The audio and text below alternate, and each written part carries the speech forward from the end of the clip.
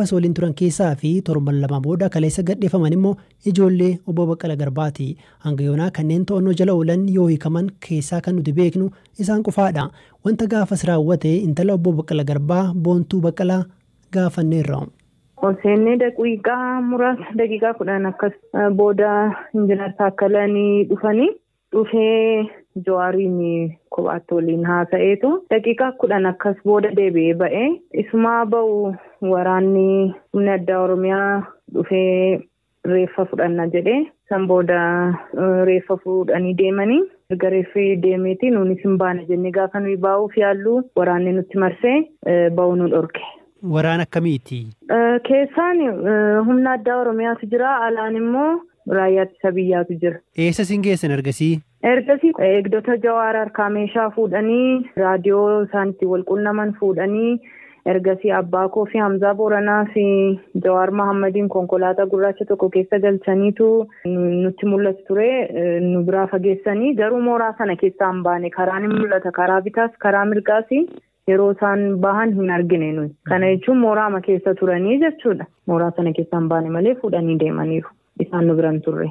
Gaafa isaaniin fuudhanii deeman namni miira keessa galee namni baay'een hin boo'ee keessaa'uu gurbaan humna addaa miseensa humna addaa Oromiyaa tokko wayaa ofirraa baasee ay Oromoon kanaaf hidhamee Oromoon kanaaf du'ee maal jedhee ergasiitii sagalee dhukaasaa dhageenye. Amma maali yaadi koo amma eegdota Jawaarraa dhukaafameen akka poolisiin humna addaa tokko ajjeefameettidha kan himannaan irratti dhiyaataa jiru qondaaltota paartiilee mormituu irratti. Tarii yeroo dhukaasni sun dhaga'amu sana ati waan achi turteef sirraas xiqqoo fagaatanii meeshaa hiikkatanii turanii eegdonni Jawaar. Jalqaba osoo Jawaar fa'aa fuudhanii hin deemin dura hiikkatanii jarri kun nuunis dhuunfaadhaan nu sakatta'anii ergasii booda erga isaanii fuudhanii deemaniiti yeroo sana dhukaasni kan dhaga'ame malee isaanis meeshaa hiikkatanii turan. Achiin turee wanti aan arge kana. Namoota 3 kana fudhatanii booda nu konkolaataa keenyatti marsanii akka nuyi sochoone godhanii kana gidduutti dhukaasa dhageenye gaanuyi. Dhukaasa dhageenye namni baqachuu maal jalqabee ergasii poolisiin tokko du'uu dhageenye jechuudha. Achuma dallaama sana keessa?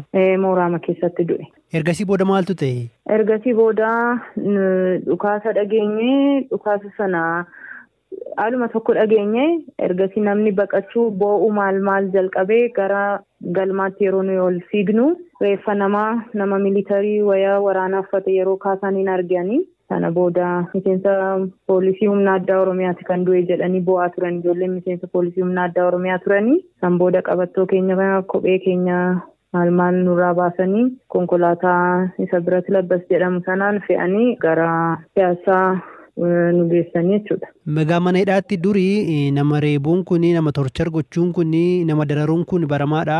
Wanta ajabde qabdaa? Dhuunfaan wanti narra ga'e hin jiru garuu maatii koo wajjin wal argaan turre. Wal argu yeroo jedhu harmeen koon dhufti nyaata natti kennitee deemti. Haasa'uun hin danda'amu. Kana mana murtiitti himeen ture ajaja kenninaa jedhe manni murtii garuu ajaja sana immoo hin fudhatan warri mana hidhaa. Gaafa guyyaa 3ffaa nagaa ol gaafachuu dandeessanaan jedhanii. Nagaa ol gaafannee afaan Oromootiin haasa'uu hin dandeessu, afaan Amaaraatiin haasa'inaan jedhanii an harmee koo wajjin Amaariffaa haasa'aa hin turre maatii koo wajjin afaan Amaaraa haasa'uu hin danda'an abbaa koo harmee koo wajjin jedhee namni na dhaga'e hin jiru.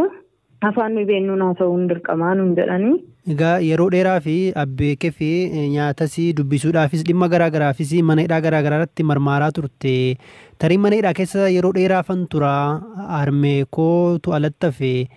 Rakkisaan itti yaaddoftee turte?